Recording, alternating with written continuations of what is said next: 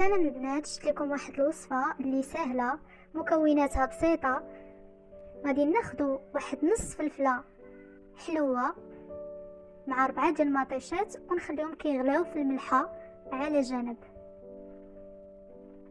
كناخذ السردين من بعد ما كنضفوه نحكوه ونغسلوه. الا ما شفتوش الفيديو كيفاش كيتحك غادي تلقاوه في الوصف. كنزيدو عليه الربيع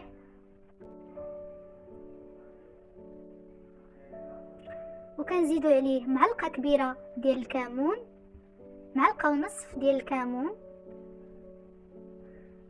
ونصف معلقه ديال التحميره.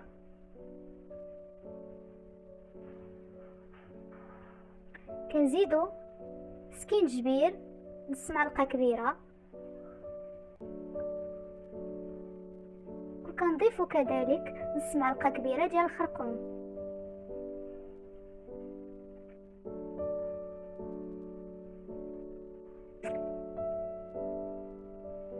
كنزيدو نص معلقه كبيره ديال الملحه،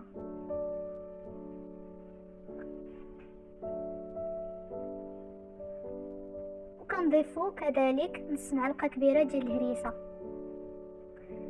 من بعد كنخلطو جميع المكونات حتى كتمتزج وكتولي بهذا القوام اللي كتشوفوا امامكم.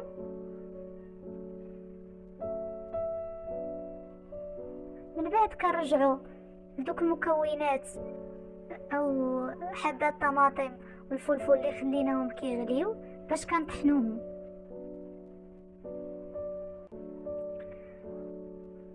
وكذلك كنوجدوا على جنب القرنفل منقوع في الماء. من بعد فاش كنطحنوا مطيشه ديالنا انتما كما كتشوفوا، صراحه هاد الوصفه سهله بزاف وغادي تفيدكم، غير مكلفه وزوينه، تقدروا توجدوها للعشاء ولا للغدا. صراحه غادي الا كنتو زربانين يعني كطيب بسرعه، انا متاكده غادي تعجبكم هاد الوصفه. كما كتشوفوا فاش طحنا الطماطم ديالنا مع الفلفله كنضيفوا ليها الربيع كذلك والثومه وشويه الملحه.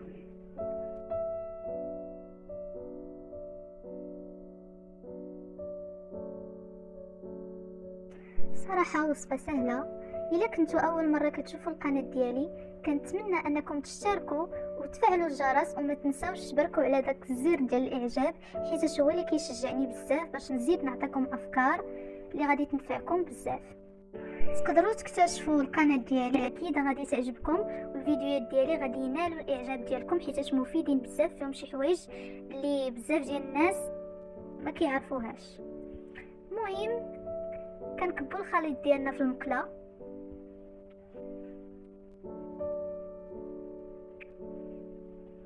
وكنزيدوا عليه الزيت،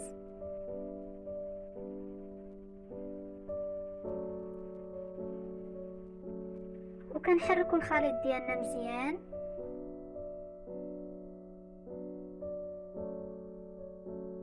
من بعد كنبداو نكوروا بيدينا هذاك الخليط مزيان على شكل كويرات وكنحطوه في مكيله. صراحه اكله سهله، وغير اللي ما بغاتش تنوض توجدها حيدوا عليكم العكز ونوضوا جربوها، وعاودوا قولوا لي في الكومونتيرات، رجعوا عندي وقولوا لي كيفاش جاتكم. انا متاكده غادي تعجبكم، كتجي خاطره وديك لاصوص كتجي ثقيله بزاف. صراحه ما غاديش تقنعوا منها، غادي تفرحوا بها وليداتكم. كنصحكم لا كنتو بحال هكا زربانين ولا تعطلتوا على باش توجدوا الغدا ديالكم، هذا هو الحل. كطيب بسرعه بسهوله. كما كتشوفوا كتشكلوا الحوت ديالكم، كتشكلوا الكويرات في المقيله ديالكم، وكتضيفوا عليه داك الماء ديال القرنفل كيعطي ديك النسمه ديال القرنفل، كتجي زوينه بزاف. راكم عارفين السردين اولا الحوت كواري ضروري ما يكون مرافق مع سيدنا موسى والقرنفل. كتاخذوا جهد 2 معالق كبار ديال طماطم مركزه، مطيشه الحك، وكتضيفوا زويتينات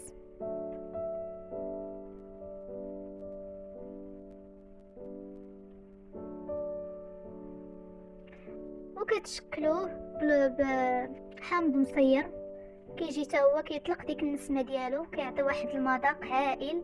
صراحة مقيلة سهلة غير مكلفة، تقريبا 20 درهم ديال السردين، غادي تغدي بها وليداتك. أكلة شهية كما كتشوفوا، ها هي الأكلة ديالنا وجدات، سهلة بزاف كما كتشوف. لاصوص كتجي ثقيلة وخاطرة، صراحة غتجي بنينة ومعلكة، صراحة واحد اللذة ما نقدرش نوصفها لكم. شكرا حيت كملتوا الفيديو.